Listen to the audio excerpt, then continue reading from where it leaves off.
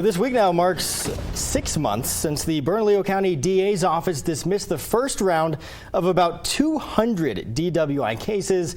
That same week, we also learned about raids at the homes of APD officers, and then, of course, a federal investigation into that department's DWI unit. To this date, though, the feds still have not filed charges, and although that unit was temporarily at least disbanded, it is now back up and running. Julie Frendak sat down with APD Chief Harold Medina for an update on what's happening inside that very unit.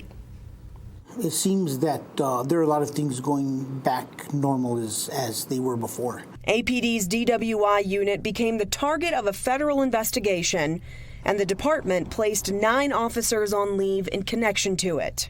6 of them have since resigned. I'm happy to say that a lot of the key people that we were concerned with, that we wanted to investigate, chose to resign. And they're no longer members of the Albuquerque Police Department. The alleged scheme is DWI officers taking bribes from at least one local attorney to miss court dates and get DWI cases thrown out. From the start, the key question was, how were the officers missing court dozens of times without being flagged? We were working to figure out why we weren't getting as many notifications, or where our notifications are going. Now look at it. I'm not pointing fingers anywhere. We just don't know. Chief Medina says the problem's fixed. We've gotten more missed court notifications in the last 6 months than we probably did in the previous 3 years. The department is still relying on humans to make those notifications, but automated notifications are in the works.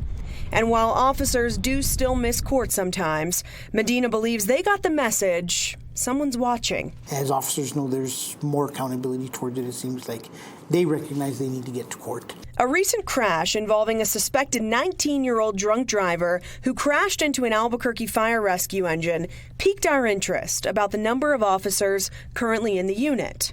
KOB4 reported months ago all DWI officers either resigned or the department reassigned them.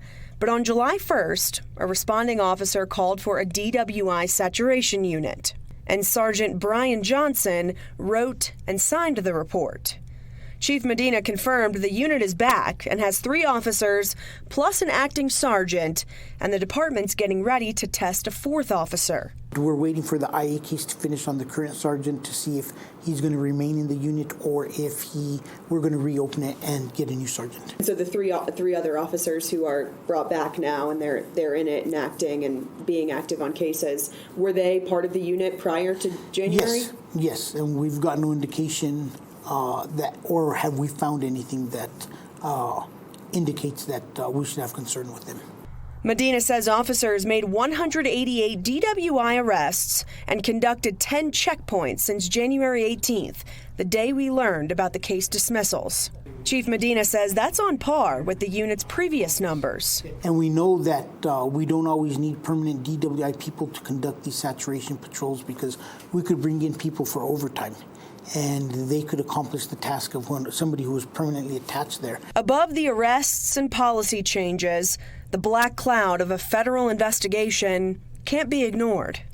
It seems now we're sitting 7 months later and crickets from the FBI.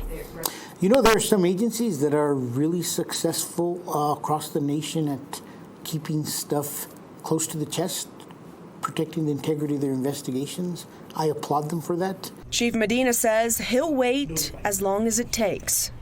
I encourage them to take as much time as they need to make sure that it is thorough, that everybody involved is caught, and that everybody who's participated is identified and appropriately charged. Julie Frendak, KOB4.